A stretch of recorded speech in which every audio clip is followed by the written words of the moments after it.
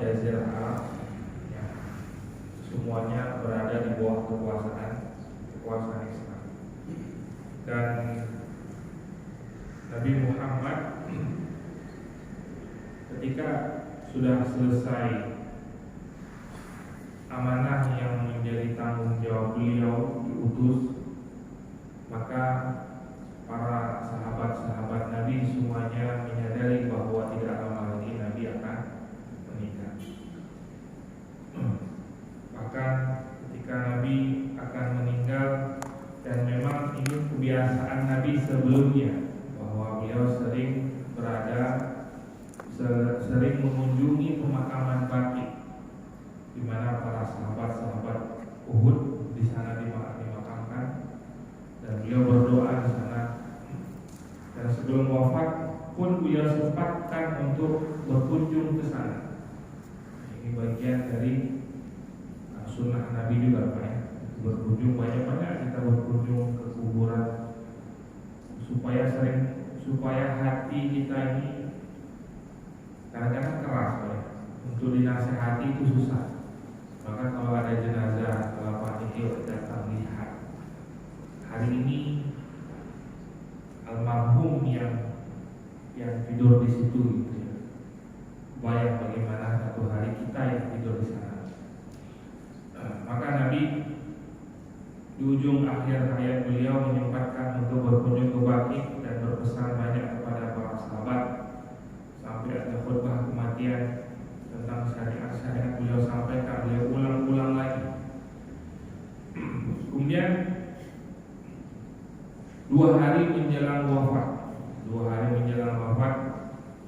pada hari 2 hari berarti hari Sabtu, ya, karena beliau wafatnya hari Sabtu, rasa sakit Nabi itu sudah mulai berkurang, dan pada waktu saat mau sholat zuhur ini kan imam sholat sudah dipegang oleh Sayyidina Abu Bakar. Dan pada waktu sholat zuhur itu di hari Sabtu, Nabi keluar dari bilik beliau, dari ruangan yang mana beliau punya akses langsung ke dalam Masjid Nabawi. Ketika Nabi masuk ke dalam barisan, para sahabat melihat, dan para sahabat ketika melihat Nabi, termasuk Sayyidina Abu Bakar juga melihat Nabi, gitu ya. Melihat bukan berarti menolehkan kepala, tapi kan bisa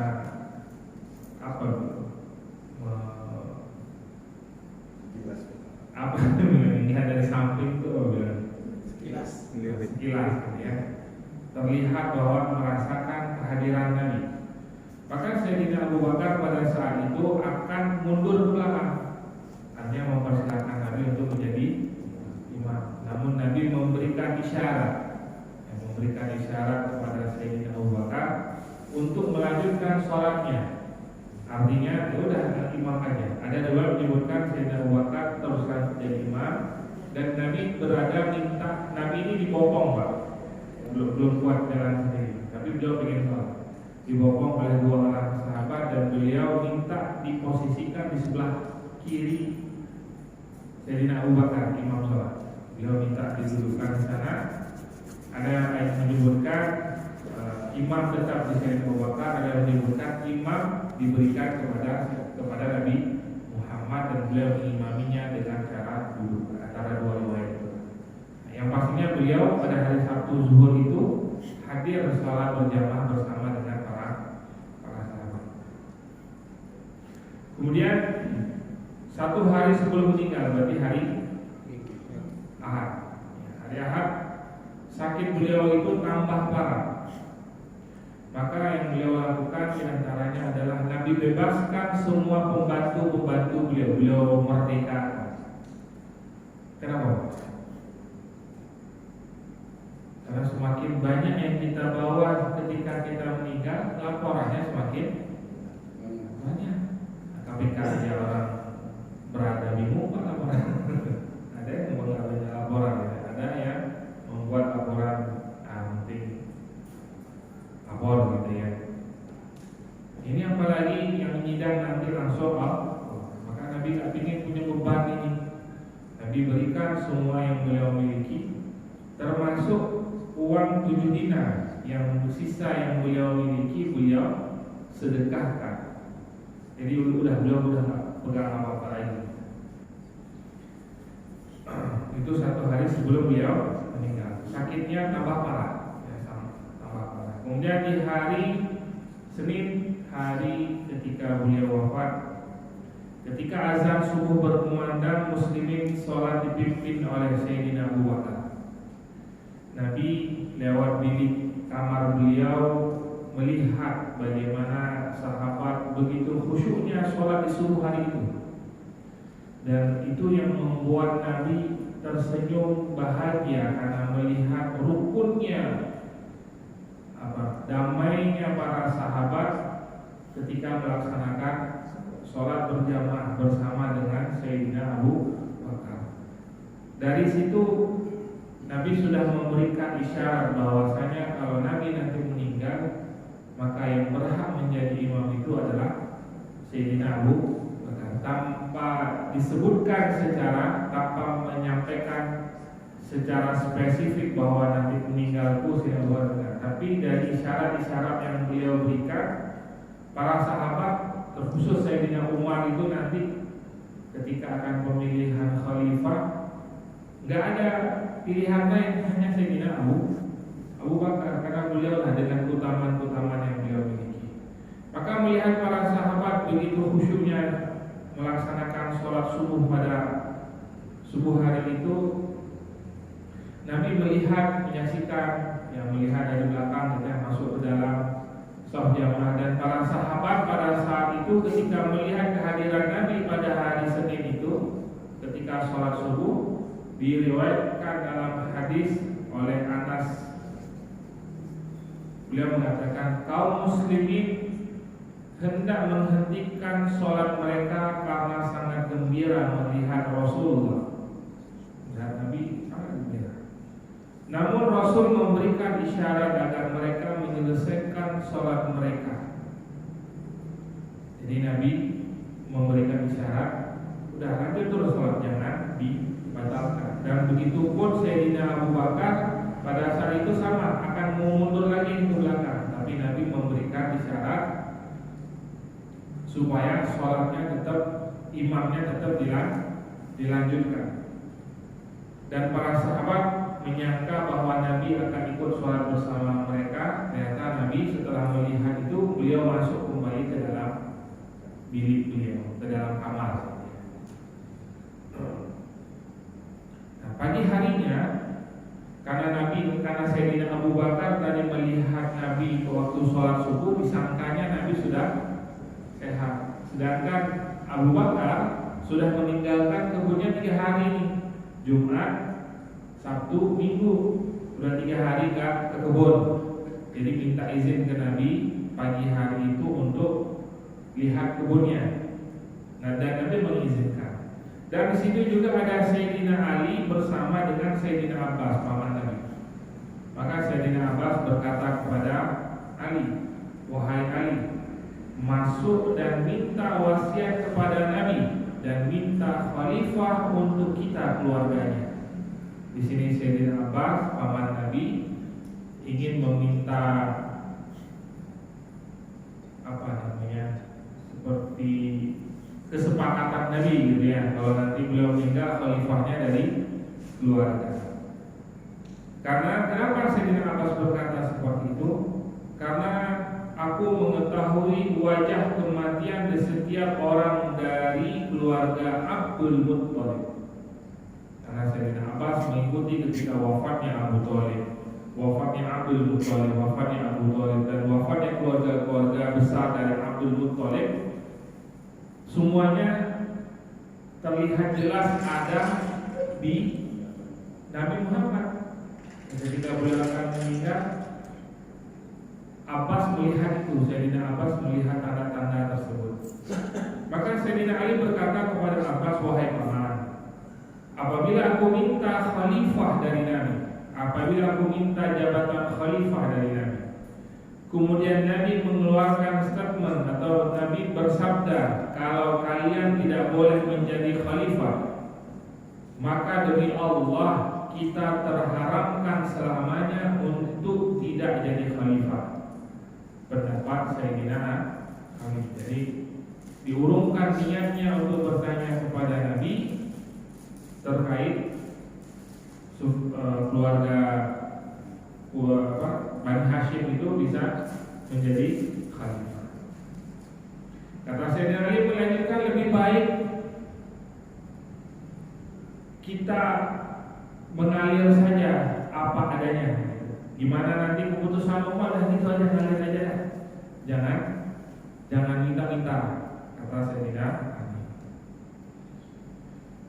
Kemudian, dan inilah sholat subuh terakhir, sholat fardu yang Nabi lakukan. Ini waktu sholat fardu yang Nabi lewati, yang terakhir kalinya. Kemudian di waktu duha, ini sudah menjelang duha, Nabi memanggil Fatimah, anak kesayangan beliau, dan beliau membisikkan sesuatu di telinga Fatimah, dan ketika itu Fatimah menangis. Kemudian Nabi memanggil Fatimah sekali lagi dan membisikkan sesuatu lagi, dan dia menangis. Tidak ada satupun orang yang mengetahui apa yang dibisikkan, melainkan setelah wafatnya Nabi nanti, Aisyah bertanya kepada Fatimah, wahai Fatimah, apa yang Rasul bisikkan kepada Fatimah? Ketika pertama sekali aku dipanggil, beliau membisikkan bahwasanya tidak lama lagi ayahmu ini akan meninggal. Rasulullah akan meninggal. Fatimah menangis. Adapun yang kedua kalinya, Fatimah, Nabi membisikkan kepada Fatimah bahwasanya orang yang ngikut meninggal setelah aku dari keluarga kita adalah kamu, wahai Fatimah. Menangis pertama Fatimah menangis karena sedih, menangis kedua Fatimah karena bahagia. Karena begitu dekatnya Sayyidah Fatimah dengan Rasulullah, sangat dekat. Dalam riwayat disebutkan bagaimana Fatimah ini begitu spesial gitu ya, ketika akan dicarikan calon suaminya pun itu yang melamar sudah sahabat-sahabat, sudah banyak yang melamar, sahabat-sahabat sudah melamar, tapi Nabi memberikannya kepada orang yang spesial juga, itu Sayyidina Ali. Sayyidina Ali senang sama Fatimah, tapi tidak berani, nggak berani melamar karena saya ngasih apa, nggak punya apa-apa. Bahkan nanti maharnya diberikan oleh Rasul, terus nih kasih ini nanti buat lamaran. Baik, kemudian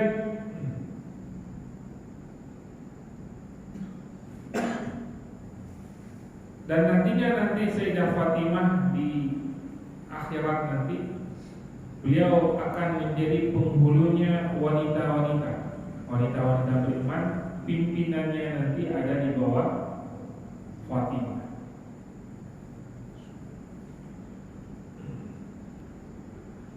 Usai dipanggil tersebut, Fatimah kembali sedih, ia tak tega melihat penderitaan berat yang dialami ayahandanya.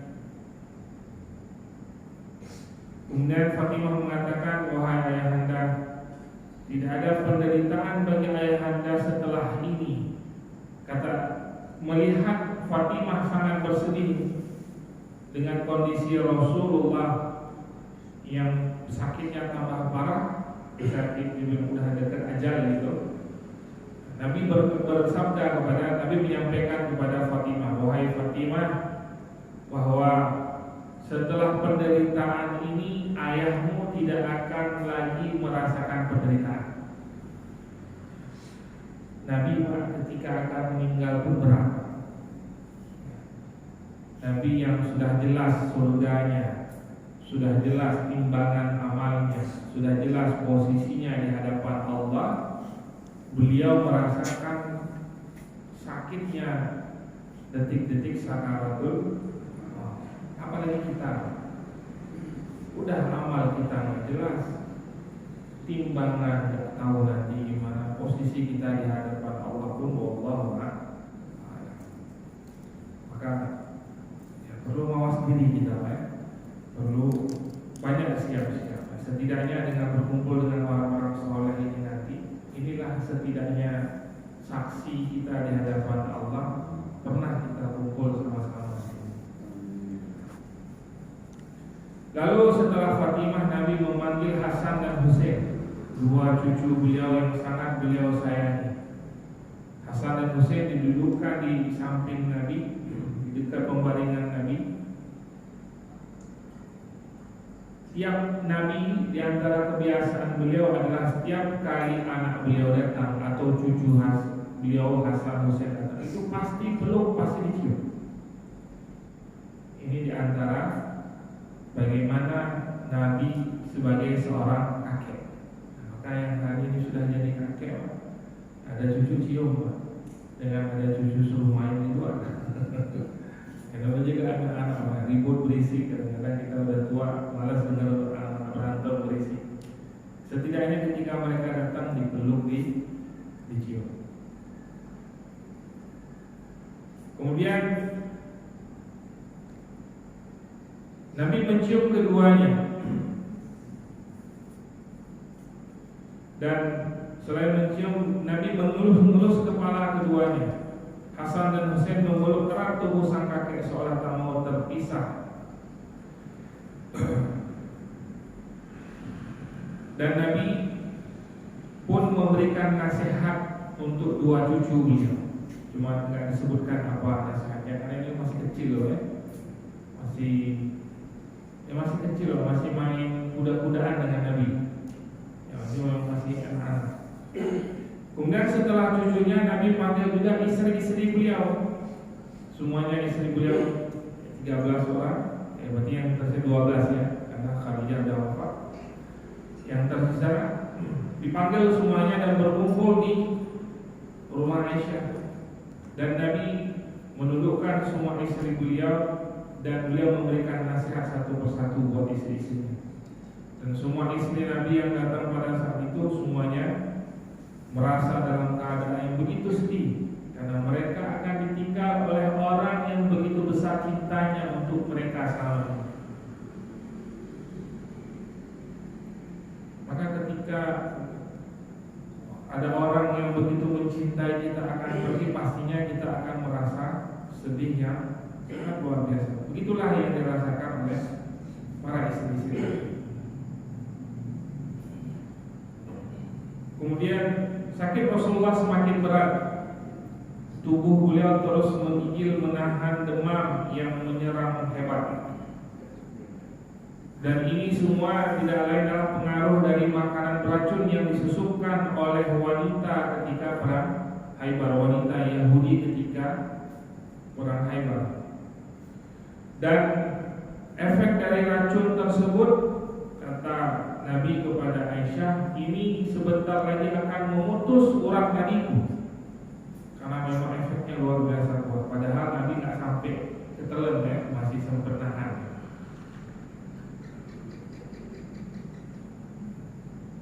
Inilah saatnya bagiku untuk merasakan terputusnya nadiku karena racun tersebut. Di tengah kondisi yang sudah semakin ngedrop, dengan suara yang sangat pelan sekali, beliau mengingatkan kepada Aisyah. Aisyah mendengar dari suara lirihan, suara beliau yang cukup kecil, "Sholat, sholat, budak-budak, perhatikan budak-budak yang kalian miliki." Itu yang keluar dari mulut Nabi, dari suara. Rasulullah mengulang beberapa kali meminta umatnya untuk memperhatikan dua hal, yaitu pertama sholat, yang kedua budak. Kalau budak berarti hari ini kita siapa? Orang yang kerja bersama kita, pembantu. Kemudian sakit Nabi, kondisi Nabi bertambah ngedrop, semakin menurun. Kemudian Aisyah menyandarkan tubuh beliau ke pangkuannya. Tubuh Nabi udah gak kuat lagi. Aisyah memegang tubuh Nabi dan disandarkan ke tubuhnya. Dan tidak lama kemudian datang Abdurrahman bin Abu Bakar, saudara kandungnya Aisyah, anak Sayyidina Abu Bakar ini. Yang mana ketika dia datang, dia sambil pegang siwak, lagi pegang siwak. Aisyah melihat Nabi menatap siwak yang dipegang oleh Abdurrahman. Maka Aisyah bertanya kepada Nabi, "Ya Rasulullah, apakah engkau akan bersiwak?" Nabi memberikan isyarat dengan anggukan kepala. Udah kuat ngomong. Akhirnya oleh Aisyah diambil siwak yang dipegang oleh Abdurrahman, kemudian dibersihkan, dipotong ujungnya, dibersihkan dan dilunakkan karena Nabi sudah tidak kuat lagi nyiwak sendiri. Akhirnya disiwakkan oleh Aisyah. Jadi Nabi di akhir hayat beliau masih menyempatkan untuk siwak begitu. Kemudian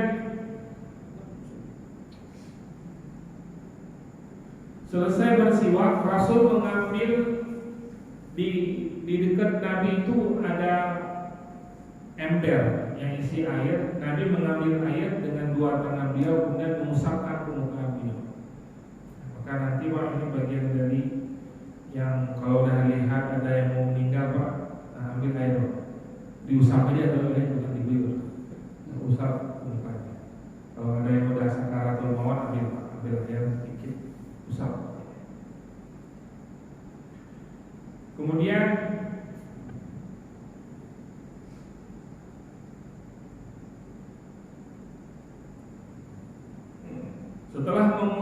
setelah mengusap dua muka beliau dan beliau berucap, "Tidak ada Tuhan selain Allah. Sesungguhnya kematian itu ada sakaratnya. Inna lil mauti la sakarat." Bahwa kematian itu ada sakarat. Sakarat itu Pak, kondisinya mau bagaimanapun kondisinya sakarat ya sama aja. Mau meninggal sedang terbaring, meninggal ditabrak mobil, meninggal jatuh, meninggal karena jatuh, meninggal dengan berbagai macam yang kita lihat itu orang meninggal. Tapi sakarat ya tetap sama sakarat. Mungkin terlihat orang dipancung mungkin atau kena ditembak mengerikan, atau kena bom seperti di Palestina sampai tubuhnya terpecah-pecah gitu ya, berhamburan tubuhnya. Sama aja sakarat ya sakarat. Yang dirasakan bahkan yang menyebutkan orang mati syahid itu seperti gigitan semut. Orang yang mati syahid. Kalau ingin merasakan sakarat seperti gigitan semut, coba bawalah semut. Cuma nggak tahu semutnya semut yang mana. Kalau semut hutan yang gede-gede itu ya lumayan juga.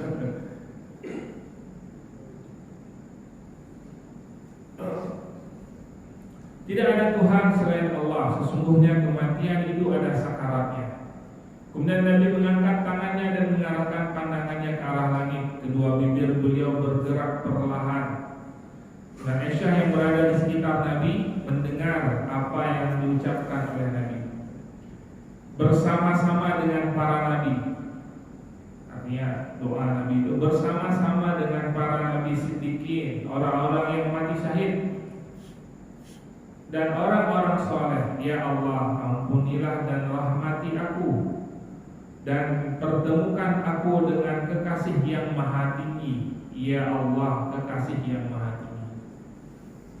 Ini diantara doa Nabi yang diucapkan beliau ketika sakaratul maut.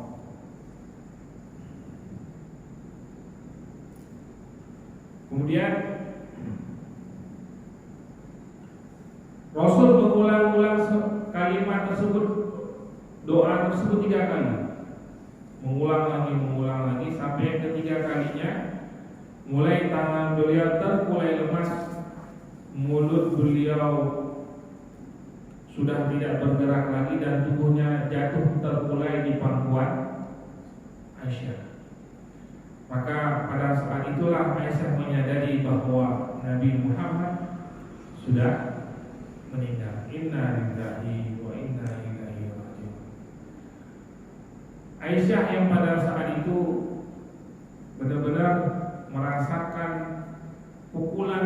begitu berat karena ditinggal oleh lelaki, oleh suami yang begitu beliau cintai. Sampai-sampai Aisyah menangis yang tidak terbendung gitu ya, sampai-sampai diingatkan, Aisyah jangan sampai berlebihan.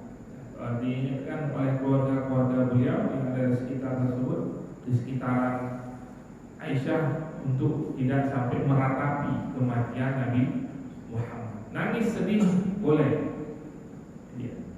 Itu bagian dari fitrah kita manusia. Ada seseorang yang kita cintai meninggal, pasti kita akan bersedih, dan tangisan itu dibolehkan. Yang tidak boleh adalah menangis sambil meratap, karena itu baik kebiasaan dari orang Yahudi. Mereka ketika nangis ratap itu nyobek baju, tarik rambut, itu nggak boleh. Ya, kalau nangis sedih nggak apa-apa, teriak nggak boleh. Makanya kenapa dulu awal-awal perempuan nggak boleh ziarah ke kubur itu dilarang, karena khawatir. Karena ketika ada yang seperti itu dari keluarganya, ini bahaya buat si mayit. Urusannya nanti mayit yang nanggung, ya. Makanya dilarang. Ya, tapi setelahnya turun mansuhnya kita fazuruha, dibolehkan kembali menziarahi dari kubur dengan syarat tidak meratapi. Aisyah menangis dan meletakkan jasad Rasulullah di atas pembaringannya. Ini yang kadang-kadang Nabi ya, penghulu Sayyidul Anbiya, tapi tidak ada kemewahan sedikit pun yang beliau miliki. Beliau ketika akhir hayatnya pun dibaringkan oleh Sayyidah Aisyah di atas tempat tidur beliau dari pelepah kurma dengan satu kain yang dilipat dua. Kalau itulah spring bednya beliau. Hari ini kita berapa tebel? Pernah Nabi satu hari tempat tidur beliau itu dilapis 4. Biasa kain dilapis 2, ini dilapis 4. Besok paginya beliau bertanya kepada Aisyah, apa yang kau lakukan dengan tempat tidurku wahai Aisyah? Aku membuatnya melapis 4 ya Rasulullah, kembalikan seperti semula. Karena tempat tidur itu dijadikan lebih empuk, membuat aku tidak bangun malam untuk sholat malam.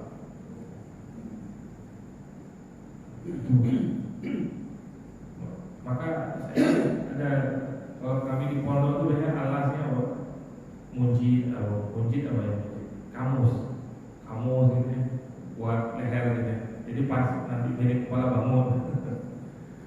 Atau ada di beberapa tempat kadang-kadang kelapa yang di kelapa kering itu diratain atas bawahnya, ya keras seperti itu. Karena kalau kita tidur di tempat yang nyaman, cobaannya lebih banyak. Dan di sini kita lihat bagaimana Rasulullah tidak ada kemewahan sedikit pun, tidak ada kemewahan. Ketika meninggal pun beliau dibaringkan di atas pelepah kurma dan ditutup wajah beliau dengan kain. Dan kejadian itu terjadi pada hari Senin 12 Rabiul Awal tahun ke-11 Hijriah. Usia beliau 63 tahun 4 hari.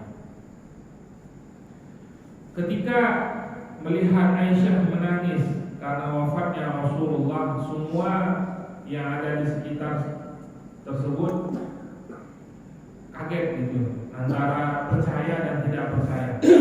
Maka Sayyidina Umar ketika melihat ada orang yang mengatakan Nabi Muhammad sudah meninggal, Sayyidina Umar gak terima ya.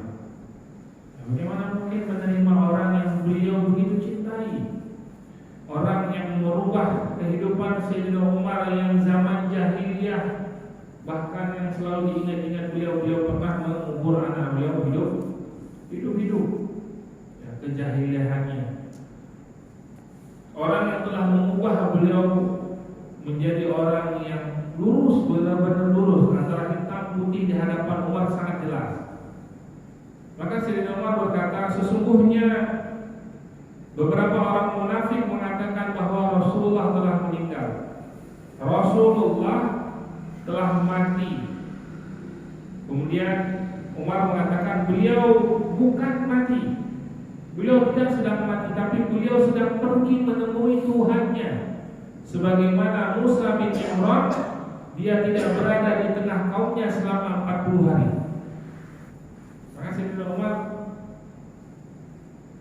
mengambil pelajaran dari kisahnya Nabi Musa ketika ingin bertemu dengan Allah, ditinggalkan kaumnya kepada Harun, Nabi Harun selama 40 hari. Dan Sayyidina Umar meyakini itu karena tidak siap mengatakan bahwa Nabi sudah meninggal. Sampai dikatakan, barang siapa yang mengatakan Nabi meninggal maka aku penggal kepalanya. Dan itu terus, Pak. Beliau teriak-teriak ya, siapapun yang hadir, jangan ada yang bilang Nabi meninggal, jangan ada yang bilang Nabi meninggal. Yang ngomong Nabi meninggal aku penggal kepalanya, karena kasihan. Kasihan. Maka tidak lama dari kejauhan datang dari naik kuda, naik onta dari kejauhan. Di atas kuda, di atas punggung kuda tersebut tampak Sayyidina Abu Bakar dengan wajah penuh kecemasan. Karena kan tadi paginya Sayyidina Abu Bakar izin ke kebun. Jadi ketika wafat Nabi beliau nggak tahu. Detik-detik wafatnya nggak tahu. Setelah dapat kabar langsung dari kebunnya cepat menuju ke rumah Nabi. Maka ketika datang ke rumah Nabi, beliau masuk, semuanya sahabat-sahabat semuanya menangis. Semuanya menangis. Dan ketika masuk, beliau langsung melewati para sahabat, tidak bicara sedikit pun dengan orang-orang yang ada di sekitar tersebut. Beliau langsung menuju ke bilik Rasulullah, ke kamar Rasulullah. Dilihatnya di situ ada Aisyah sedang menangis dan Nabi ada di pojok rumah terbaring kaku di sana. Maka Sayyidina Abu Bakar langsung datang menghampiri jasad tersebut. Beliau buka tutup wajah Rasulullah.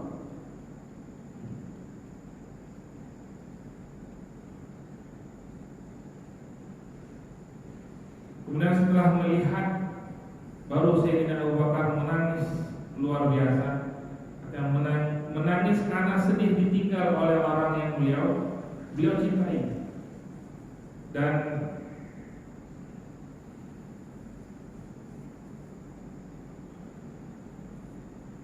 beliau berkata kepada Nabi, kepada jasad Nabi, demi ayah dan ibuku, betapa baik hidupmu dan betapa baik pula matimu wahai Rasulullah. Semua pujian keluar dari lisan Abu Bakar kepada Nabi Muhammad. Kemudian Abu Bakar melanjutkan membisikkannya ke telinga Rasul, sungguh engkau telah merasakan kematian yang telah ditetapkan ajalnya atas dirimu. Namun setelah itu engkau akan hidup dan tidak akan pernah mati selamanya. Setelah melihat jasad Rasulullah, kemudian Sayyidina Abu Bakar keluar dari kamar Nabi, langsung menuju ke masjid. Wajah beliau sedih, dan itu tidak bisa beliau sembunyikan dari raut wajahnya karena kesedihan ditinggal oleh Rasulullah. Kemudian Sayyidina Abu Bakar segera menghampiri Umar. Umar masih teriak-teriak, Pak. Enggak ada yang bilang Nabi meninggal. Aku potong lehernya. Kemudian Sayyidina Abu Bakar mengatakan, wahai Umar, tenanglah. Wahai Umar, tenanglah. Tapi Umar tak menggubrisnya. Umar tak menggubris, tidak lihat siapa yang ngomong itu, karena sedang fokus gitu ya. Tidak lihat siapa yang ngomong. Maka tidak lama kemudian Sayyidina Abu Bakar mulai naik ke atas mimbar dan beliau berbicara kepada orang yang menguruminya, sahabat-sahabat yang ada di situ. Kata Sayyidina Abu Bakar, wahai manusia, siapa yang menyembah Muhammad, maka sungguh Muhammad telah mati. Adapun siapa yang menyembah Allah, maka sungguh Allah Maha Hidup, tidak akan mati. Kemudian mendengar ucapan dari Sayyidina Abu Bakar tersebut, Sayyidina Umar baru sadar kembali. seakan-akan ucapan tersebut belum pernah didengarnya sebelumnya. Karena ucapan ini, kemudian Sayyidina Abu Bakar melanjutkan membaca surat Al-Imran ayat 144. Itu juga ayat tersebut turun bukan ketika Nabi meninggal, tapi turun ketika perang Uhud. Pernah ya, ketika perang Uhud ayat ini turun. Sayyidina Abu Bakar terkait tentang perihal ini, Sayyidina Umar terakhir terkait tentang kematian wafatnya Rasul ini, beliau seperti tidak ingat ayat ini, padahal beliau hafal. Beliau tidak ingat bahwa Nabi ini hanyalah manusia biasa sebagaimana manusia pada umumnya yang juga pasti akan mati. Maka ketika tersadarkan, barulah Sayyidina Umar sudah enggak teriak-teriak lagi, sudah enggak mengancam-ngancam lagi. Kemudian setelah Nabi meninggal, kejadiannya kan duha, sahabat semuanya jenguk datang gitu, menghampiri datang ke Rasulullah. Beliau baru dimandikan besok harinya, berarti hari Selasa. Nah, besok harinya jasad Nabi dimandikan oleh beberapa sahabat mulia, yaitu Abbas, paman Nabi, kemudian Ali, sepupu Nabi, kemudian Fadl dan Qatsam. Fadl dan Qatsam ini anaknya Abbas, berarti posisinya kalau dengan Nabi sepupu ya. Kemudian ada Syukran, ini pembantu Nabi. Kemudian ada Usamah bin Zaid. Usamah bin Zaid siapa Pak? Masih ingat? Pimpinan yang dikirim ke Balkan. Usamah bin Zaid, Zaid bin Harisah, yang umurnya 18 tahun. Dia udah balik lagi ke Madinah. Ya, kemudian Aus bin Khaili. Berarti ada Abbas, Sayyidina Ali, Fadl, Qatsam, Syukran, Usamah bin Zaid, Aus bin Khaili. Ada 7. Pak Amri 7 orang Pak mati. Jadi kalau masih 5 tambah lagi. Tapi biasanya kalau udah pas memandikan Pak, sibuk semua Pak. Entar saya nelpon tukang gali kubur dulu, satu lagi. Entar saya kasih nyari ustaz buat pengajian. Satu lagi entar saya nyari apa tuh tenda, kan? Pokoknya sibuk aja. Kalau udah nyalatin, nah itu ramai itu. Kalau udah dikafanin, nah itu banyak. Tapi pas mandiin begitu Pak ya. Kalau pas latihan Pak, semangat. Pas mau latihan bisa. Pas latihan jenazah, apa? Saya sibuk. Memang berat ujian memandikan jenazah ya. Maka dari 7 sahabat ini, Abbas, Fadl, Qatsam yang dari 3 orang bertugas membalik-balikkan tubuh Nabi. Balik-balikan tubuh Nabi. Syukran bertugas guyur air, ada yang tugas guyur air 1 orang. Kemudian Sayyidina Ali yang membersihkannya, berarti yang gosok. Aus yang mendekap dada Nabi, mendekap berarti ngangkat ya. Ada yang balik-balik, ada yang mendekap, angkat.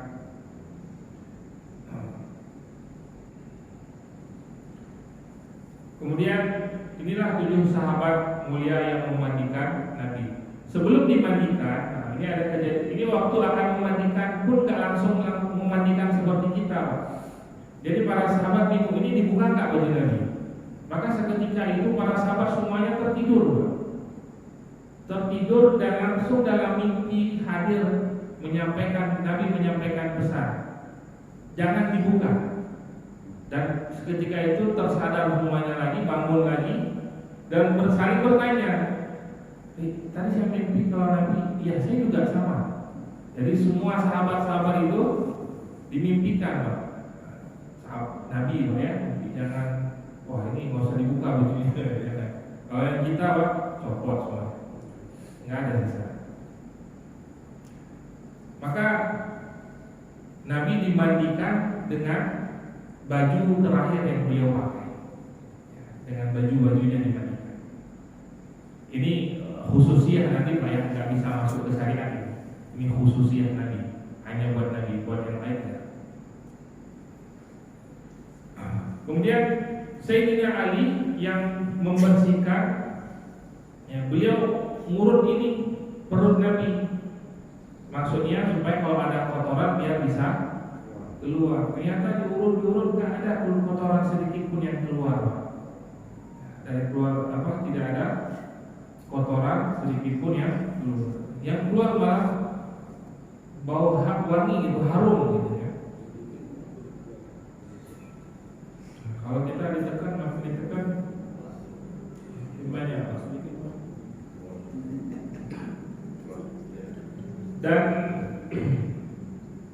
sahabat yang menggosok punggung Nabi pun Pak, itu ketika memandikan beliau bercucuran air mata. Bagaimana tidak, tubuh Nabi yang mulia, punggung beliau ini itu ada cap pelepah rumah. Kita ada cap apa? Kita ada cap apa di sini ada? Kadang-kadang kalau sesekali ini perlu kita siapin apa gitu.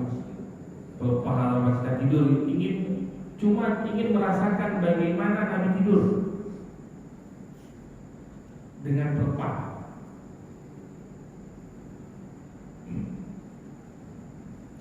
Kemudian setelah dimandikan tubuh Nabi, kemudian dikafankan. Setelah dikafankan dan disolat jenazahkan bergantian. Ya, jadi Nabi disolatkan langsung di kamar beliau itu. Ya, bergantian oleh para sahabat, sekali solat 10 orang tanpa berjamaah. Jadi sedikit contoh 10 orang. Jadi urutannya yang laki-laki dulu, kemudian yang perempuan. Yang pertama keluarga dulu, keluarga yang menyolati. Setelah keluarga kemudian yang laki-laki. Setelah yang laki-laki baru yang perempuan. Setelah itu baru anak-anak.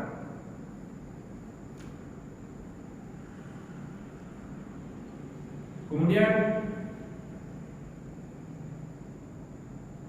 ini hari apa tadi? Ini hari Selasa ya. Ini udah masuk menjelang malam, mau maghrib gitu ya. Dan Nabi harus segera dikuburkan nih. Nah ini juga terjadi perdebatan, mau di mana dikuburkan Nabi. Maka Sayyidina Abu Bakar menyampaikan, karena Nabi dulu sebelumnya pernah berpesan bahwasanya tidaklah seorang Nabi diambil nyawanya kecuali di tempat itu pula ia dimakamkan. Jadi di mana beliau meninggal, disitulah dimakamkan. Maka diangkat tempat tidur Nabi tadi yang dari pelepah rumah, diangkat, dipindahkan, digali di tempat tidur Nabi tersebut, dan Nabi dimasukkan ke dalam liang kubur. Dan seluruh sahabat ketika akan mengubur Rasulullah semuanya menangis dengan tangisan yang enggak menjerit ya, tapi tangisan yang susah untuk dibendung gitu ya, susah untuk dibendung. Sahabat yang masuk ke dalam lahan itu ada Ali, Sayyidina Ali, Fadl dan Faksa, di keluarga semua yang masuk. Maka kita pun nanti ketika pengurusan yang paling bagus masuk dalam lahan itu adalah keluarga. Kalau ada anak-anak, dahulukan anak dulu.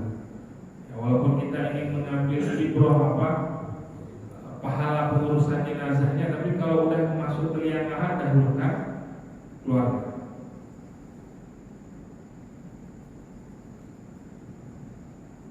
Nah kemudian sedikit tentang Bilal. Maka Nabi dimakamkan malam lah. Berarti berapa hari itu? Dari Senin, Selasa udah hampir 3 hari ya, masuk ke 3 hari. Baru Nabi dimakamkan.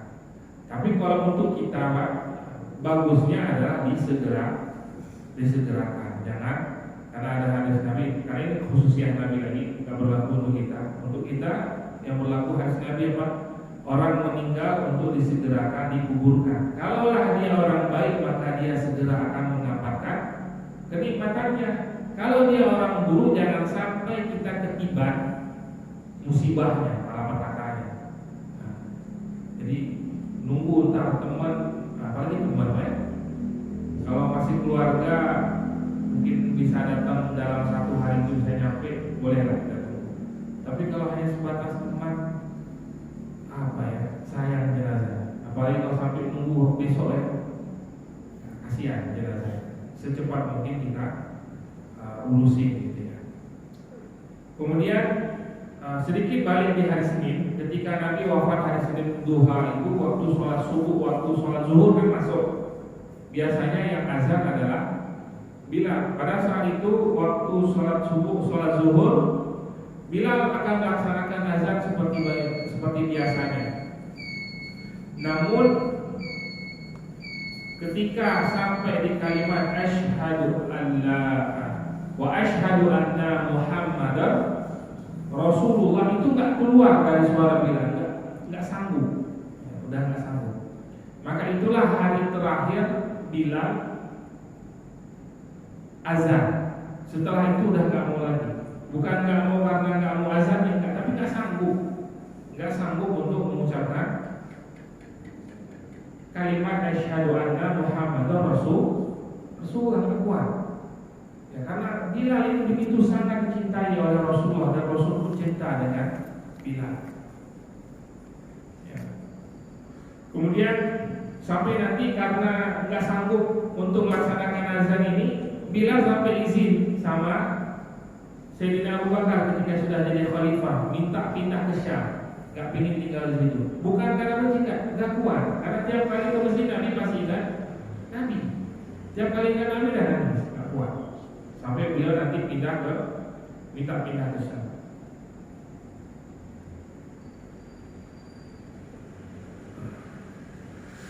Dan setelah Rasulullah dimakamkan dan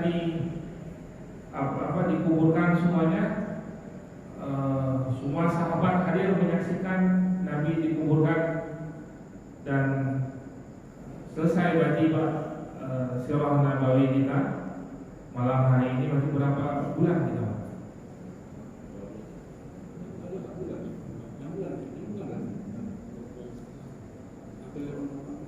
Hampir 6 bulan ya.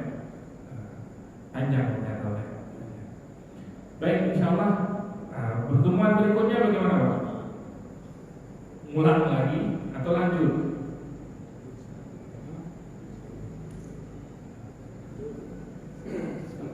Allah